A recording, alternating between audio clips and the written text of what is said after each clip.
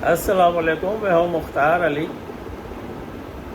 آج ہیروشیما کی تاریخ کا ایک دردناک باب آپ کو سناتے ہیں۔ آج کے دن 81 سال پہلے صبح کو 8:15 پر دنیا کا سب سے پہلا ایٹمی دھماکہ ہیروشیما میں ہوا تھا۔ اس وقت بہت بربادی ہوئی، پورا شہر برباد ہو گیا، اور اس ویڈیو میں ہم آپ کو ہیروشیما کے اس المناک حادثے کے بارے میں بتائیں گے۔ آج بھی ایٹمک بم ڈوم اس ساحے کی خاموش گواہی دیتا ہے، اور جاپانیز نے اس علاقے کو محفوظ کیا ہوا ہے۔ آئیے پوری رپورٹ سنتے ہیں، آپ ہمارے ساتھ ہیں۔ ہیروشیما کی تاریخ کا ایک دردناک مگر سبق آموز باب 6 اگست 1945 کو ہیروشیما کی تاریخ کا ایک ایسا دردناک باب رقم ہوا جب پہلی مرتبہ جنگ میں ایٹمی ہتھیار انسانوں کے خلاف استعمال کیا گیا۔ اس ہولناک حملے نے شہر کے ایک بڑے حصے کو تباہ کر دیا، بڑی تعداد میں لوگ جاں بحق ہوئے اور بے شمار زندگیاں ہمیشہ کے لیے بدل گئیں۔ ہیروشیما میں واقع اٹامک بام دوم آج بھی اس سانحے کی خاموش مگر زندہ گواہ ہے۔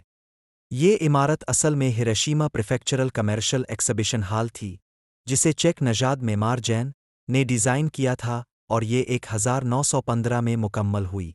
ابتدائی دور میں یہ عمارت صوبائی مصنوعات کی نمائش، تجارت اور صنعتی و ثقافتی سرگرمیوں کے لیے استعمال ہوتی رہی۔ بعد میں اس کا نام تبدیل کر کے ہیروشیما پریفیکچرل انڈسٹریل پروموشن ہال رکھا گیا۔ اگست 1945 کو مقامی وقت کے مطابق صبح 8:15 بجے ہیروشیما پر ایٹم بم گرایا گیا۔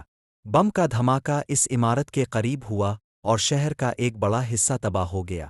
عمارت کا بیشتر حصہ تباہ اور جل گیا، لیکن اس کا مرکزی ڈھانچہ اور گنبد کا فولادی حصہ باقی رہ گیا۔ جنگ کے بعد اس تاریخی ڈھانچے کو منہدم کرنے کے بجائے محفوظ رکھنے کا فیصلہ کیا گیا، تاکہ آنے والی نسلیں ایٹمی جنگ کی تباہ کاریوں کو یاد رکھ سکے اور امن کی اہمیت کو سمجھ سکے۔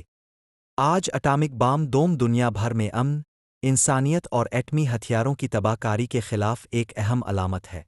1996 میں یونیسکو نے اسے عالمی ثقافتی ورثہ قرار دیا۔ ہیروشیما ہمیں یہ سبق دیتا ہے کہ جنگ کی تباہی صرف ایک لمحے تک محدود نہیں رہتی، بلکہ اس کے اثرات نسلوں تک باقی رہ سکتے ہیں۔ 6 اگست ہیروشیما ڈے ایک ایسا دن جو ہمیں یاد دلاتا ہے کہ انسانیت کی حفاظت اور دنیا میں امن کا قیام ہم سب کی مشترکہ ذمہ داری ہے۔ امن، انسانیت اور زندگی، یہی ہیروشیما کا پیغام ہے۔